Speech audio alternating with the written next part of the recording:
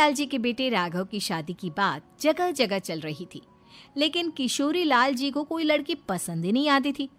और उसकी एक ही वजह थी, किशोरी लाल जी का लालची होना।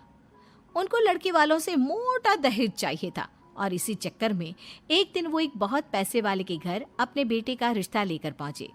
उस आदमी का नाम था ओम प्रकाश। देखिए किशोरी लाल जी, मेरी एक ही बेटी है और मेरी सारी संपत्ति जायदाद सब कुछ मेरी बेटी नैना का ही है। पापा, नाम से लगता है बहुत खूबसूरत होगी। कितना अच्छा नाम है ना, नैना।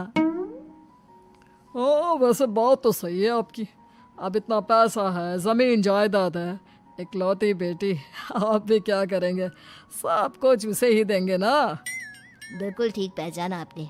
बस बेटी की शादी और सारी जायदाद उसके नाम। पापा, बिना देखे हाँ कर दीजिए ना। इतना अच्छा रिश्ता फिर कहाँ मिलेगा? माला माल हो जाएंगे हम। मैं अपनी बेटी को बुलाता हूँ। अरे नहीं नहीं नहीं नहीं, आपकी बेटी का नाम नैना है, सुनकर ही लगता है बहुत सुंदर होगी। रहने दीजिए अंकल, मैं तो आपकी बेटी के नाम से ही इतना खुश हो गया हूँ कि उसे बिना देखे शादी करने को तैयार हूँ। अब तो मैं उसका चेहरा सीधे शादी के बाद ही देखूंगा। और इस तरह राघव नैना का चेहरा नहीं देखता और उससे शादी कर लेता है। शादी के बाद अपनी सुहाग रात पर जब राघव नैना का घूंघट उठाकर देखता है तो नैना की आंखें बंद थी। कितने खूबसूरत हो तुम नैना, जरा अपनी आंखें खोलकर मेरी तरफ देखो तो सही। नहीं, मुझे शर्म आती है। अरे, मैंने तुम्हें शादी से पहले भी नहीं देखा, और अब अगर तुम आंखें खोलकर मुझे देखोगी भी नहीं तो मुझे अच्छा कैसे लगेगा?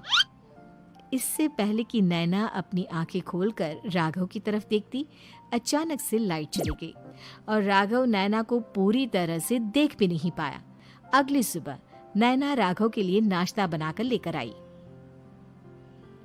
अरे ये क्या, आधा पराठा सेका हुआ है और आधा बिल्कुल कच्चा। ये तुमने क्या किया नैना? बहू, तुमने क्या आधा पराठा तवे से नीचे लटका कर रखा था, जो आधा सिका है और आधा कच्चा? मुझे जितना दिखेगा उतना ही तो सीखूंगी ना पापा जी।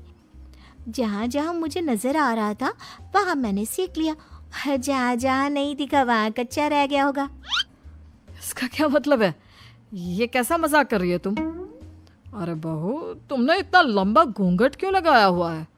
देखो, हमारे घर में बहुओं को बेटी की तरह रखा जाता है, और फिर तुम तो इतना सारा माल लेकर आई हो।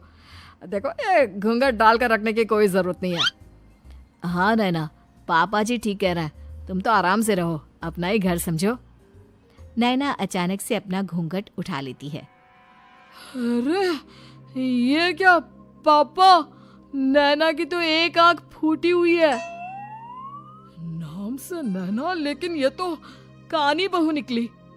मेरे साथ धोखा हुआ है, धोखा। बिना दिखाए अपनी कानी लड़की मेरे संग ब्याह दी।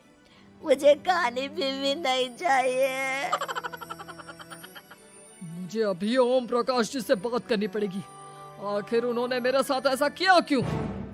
अरे, आप लोगों ने ही तो पापा से कहा था कि आप लोग शादी से पहले मुझे देखना नहीं चाहते। अब मेरे पापा पर क्यों इल्जाम लगा रहे हैं?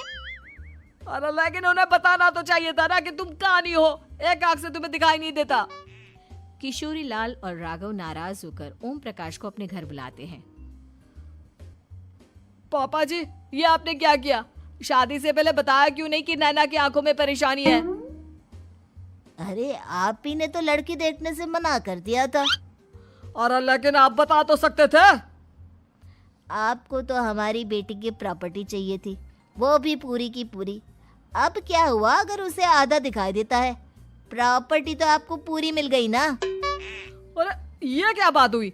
मेरी शादी प्रॉपर्टी से नहीं, आपकी बेटी से हुई है। अब ये तो पहले सोचना चाहिए था, तब तो मेरी प्रॉपर्टी देखकर तुम्हारी जुबान लप लपा रही थी। लेकिन मैं कानी लड़की को अपनी बीवी बनाकर नहीं रख सकता। पापा, कुछ करिए ना आप। हाँ, करता हूँ। देखिए ओम प्रकाश जी, आप हमारे साथ ऐसा नहीं कर सकते।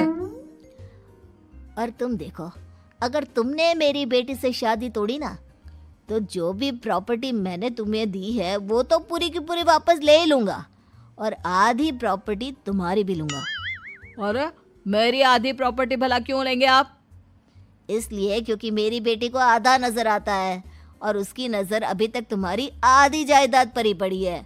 अब तुम उसे घर से निकालोगे तो कुछ तो लेकर जाएगी ना। और अगर हम आपकी बेटी को अपने घर की बहू बनाकर रखे तो? तो तुम्हारी पूरी प्रॉपर्टी तुम्हारी ही रहेगी और जो मैंने तुम्हें दिया है ना उसमें से बस मैं आधा लेकर जाऊंगा। अरे लेकिन अब आप अपनी दी हुई प्रॉपर्टी में से आधी वापस क्यों लेकर जाएंगे? अगर मैं आपकी बेटी को अपनी पत्नी बनाकर रखने को तैयार हूं तो? इसलिए ताकि भविष्य में अगर तुम मेरी बेटी को धोखा दो तो उसके पास कुछ तो रहे जो पति का हो।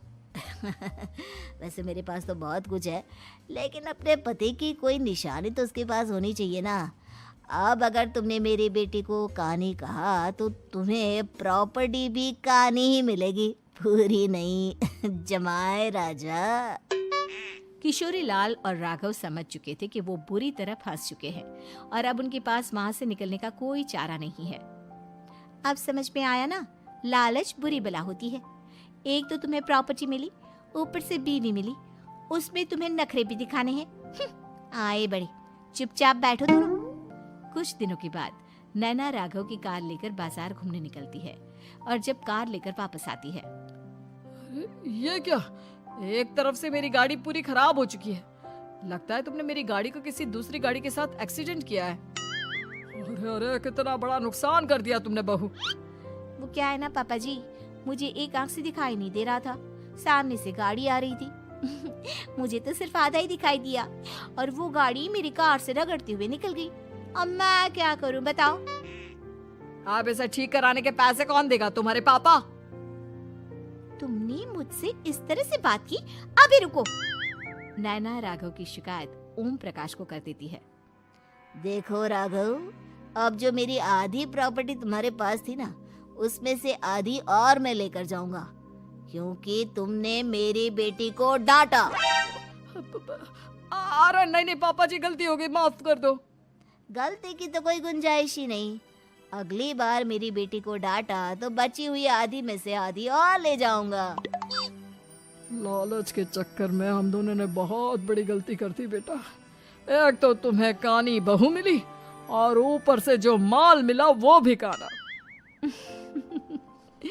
इस तरह राघव की हर एक गलती पर ओम प्रकाश उसकी प्रॉपर्टी का आधा आधा हिस्सा लेकर अपना सारा माल वापस ले गया और राघव को कानी बीवी से काम चलाना पड़ा।